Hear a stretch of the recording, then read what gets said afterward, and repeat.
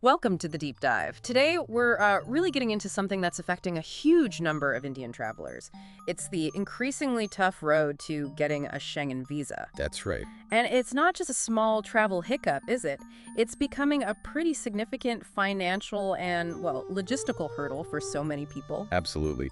We've really been looking into this, and it's a situation that definitely needs a closer look. Okay, let's unpack this. Yeah, the challenges we're seeing now, things like application backlogs, a real surge in rejections that they're, frankly, unprecedented. Yeah. So our mission today really is to lay out the full picture. How widespread is this? What's actually driving it? And maybe most importantly, what can you do if you've got Europe in your travel plans? Exactly. Turning complex info into clear, actionable insights. That's the goal. Precisely. So let's start with the scale, because the numbers, when you see them, they are genuinely eye-opening. This isn't just a few isolated cases. Not all. Get this. In 2024 alone, over 165,000 Schengen visa applications from India were just outright rejected. 165,000. Yeah. Think of all those plans, holidays, business trips, study opportunities just stopped. And it's not just a disappointment, is it? That number translates directly into a massive financial hit. Tell us about that. Well, these rejections led to a collective loss, and this is staggering, of nearly 136 crore. 136 crore. Yes, in non-refundable visa fees and other associated costs. I mean, the average application fee is around 85.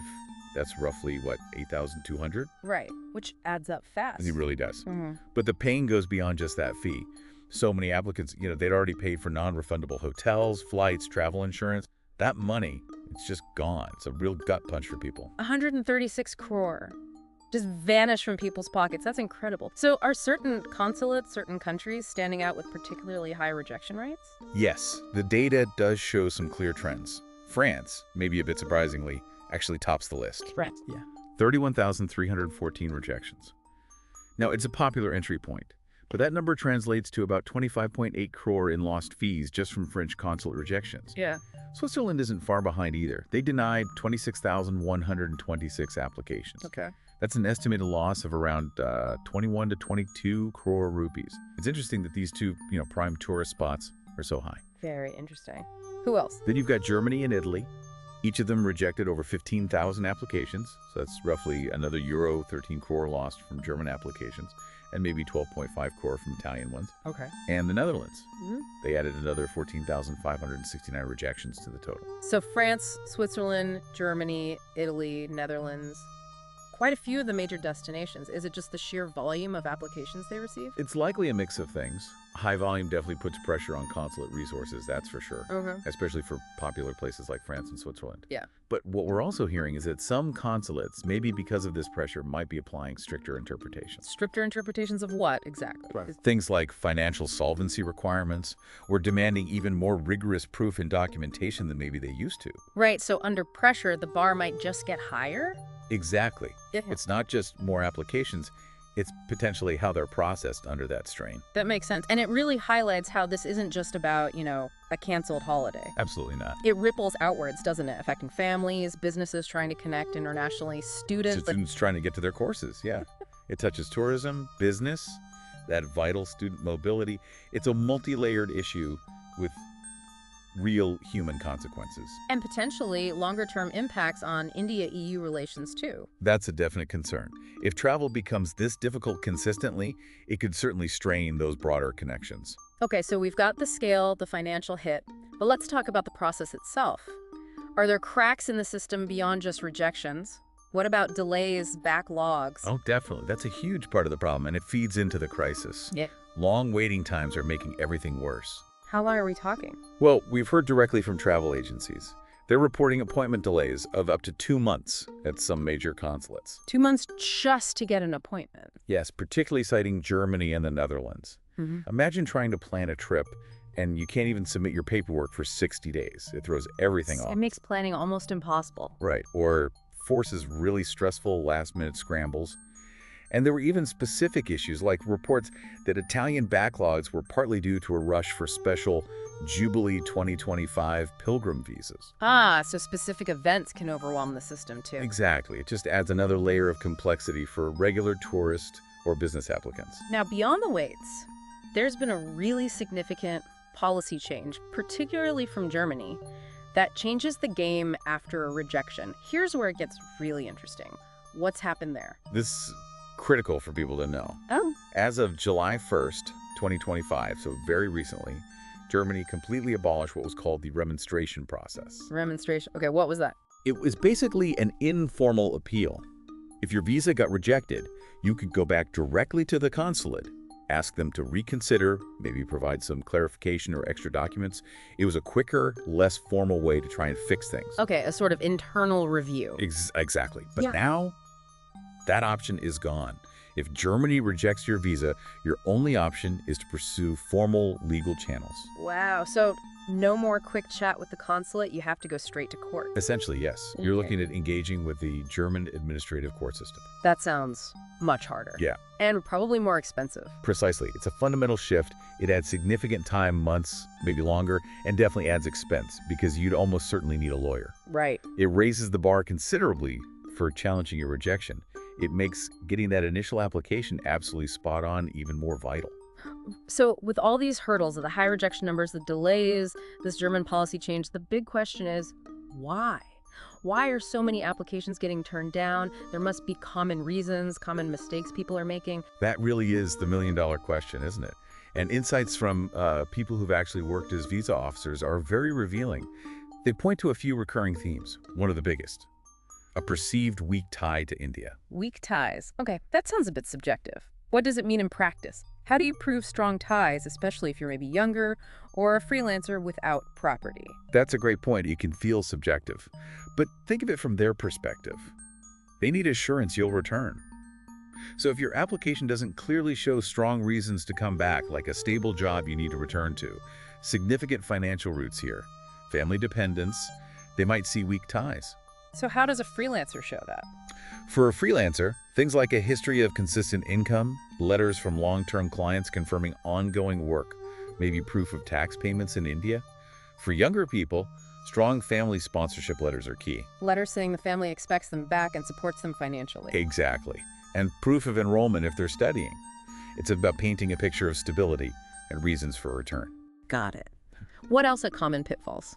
Another major one is simply inconsistent documentation or travel plans, any discrepancies, missing pieces, or just a lack of clarity.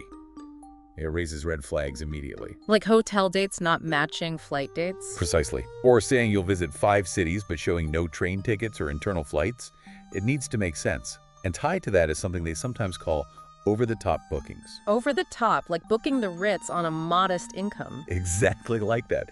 If you declare a certain income level, but your itinerary includes super luxury hotels or first-class travel, that just doesn't seem to align. It looks suspicious. Right. It makes them question who is really funding the trip, or if your declared finances are accurate. It needs to seem realistic. You know, a visa officer once summed it up quite starkly. They said, "If I am not 100% sure that you will return to your country, I am unlikely to issue the visa." Wow, 100% sure. That's a high bar. It is.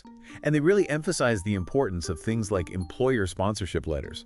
A strong letter confirming your job, your salary, your approved leave, and that your job is waiting for you. That's powerful evidence of ties. It makes perfect sense. Are certain groups feeling this squeeze more than others? It seems so, yes. We're hearing that students, professionals needing to travel for work, and smaller businesses are particularly feeling the pinch. Students must be incredibly stressed by this. Absolutely. Visa uncertainty can completely derail academic plans. And for professionals, it hinders collaboration, attending conferences, securing deals. And it's concerning because a country like Germany, which used to be seen as relatively open for study and work visas, seems much more restrictive now. So the landscape has really shifted. It really has. And there's that lingering worry, as we mentioned, that continued high rejection rates and these procedural hurdles could genuinely damage those long-term India-EU travel and economic relationships. Okay, this is definitely a challenging picture. Yeah. So what does this all mean for you, the listener? If you're hoping to travel to Europe in 2025 or beyond, it sounds daunting, but surely there are things you can do, practical steps to improve your chances. Absolutely there are.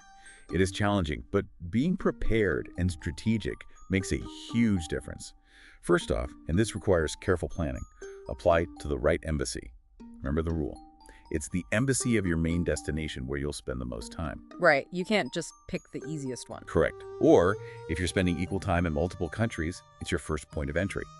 However, if your plans are flexible, it might be worth considering if your main destination could logically be accessed via a country with potentially faster processing, like maybe Latvia, Lithuania, or Estonia. They are valid Schengen entry points. Interesting. So some strategic flexibility might help navigate bottlenecks. What's next? Second, and honestly, this is probably the most critical, prepare absolutely complete and consistent documents. I can't stress this enough. Check your passport. Validity needs to be valid for months after your planned return. Have a clear, logical itinerary. Show sufficient funds in your bank statements. And not just a big lump sum dropped in last week. Exactly. They want to see regular income and savings, not a sudden unexplained deposit. Yeah. Get strong employer letters. Have proper comprehensive travel insurance. Every single detail matters. Double check, triple check, everything for consistency. Okay, meticulous paperwork is key. What else? Third, submit early. Yeah. Don't wait. Aim for 30 to 60 days before your travel date. Why so early? To avoid those last-minute panics, but more importantly, to get ahead of the peak season rushes and potential backlogs we talked about. Give yourself buffer time. Fourth. Be interview ready. It's not guaranteed, but some consulates, especially we hear Germany and France, might call you for a brief interview. What should you do if called? Treat it professionally. Be calm, be honest, answer clearly and concisely. Make sure your answers align perfectly with your application documents. Your confidence and clarity can make a real difference. Good advice. And finally, what if, despite all this, you still get rejected? What then? Right. Lastly, you need to know your appeal options, acknowledging they're now more limited. Often the main option is simply to file a completely fresh application, fixing any potential issues from the first one and paying the fee again. Starting over completely. Pretty much. Or, as we discussed with Germany, if you want to challenge it, you're looking at potentially lengthy and costly formal legal proceedings through the courts. Not an easy path. Definitely not. Which really brings us back to the core message from all the analysis. With visa policies tightening, your best defense, your most powerful tools are detailed awareness and absolutely meticulous documentation. That's crystal clear.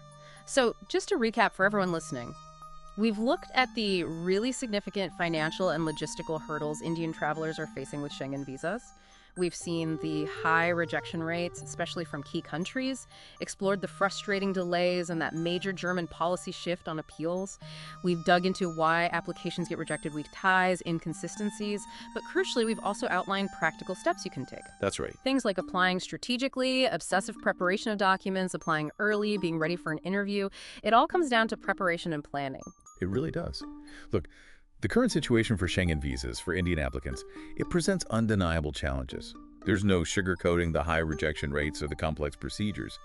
But understanding why, whether it's about proving ties to India, nailing the documentation, or knowing about policy changes like Germany's appeal process, that understanding is key. And if you act on that understanding, by choosing your application point carefully, preparing everything meticulously, applying well ahead of time, being interview ready, you genuinely boost your chances. It's demanding, yes, but being informed and diligent really does put you in a much stronger position to navigate this. Excellent summary.